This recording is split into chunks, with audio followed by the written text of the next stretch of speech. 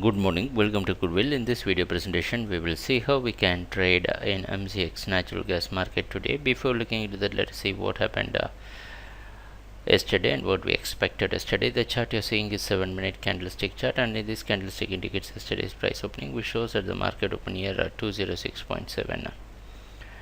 We expected natural gas to stay in buying, maintaining 204.5 as stop loss, and right after the price opening the price didn't went up. It found some resistance at 1206 and it failed to find a support at 206, so that resulted in a failure that pushed the price to trigger the stop, and it came down till 201 and closed near 201.6. Today it's expected to open somewhere near 201, and the zone of 202 we call it as a zone. So it's a critical area, so we thought that since the price start moving up, we expected the price to stay in buying. We made some profit and we lost some profit.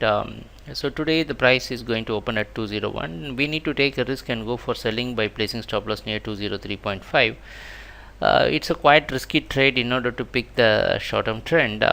So what we can do today, if you are a very conservative trader, you can stay away from the market. So let us see what's going to happen during the trading session. And thanks a lot for watching our videos. Happy trading. Take care. Bye.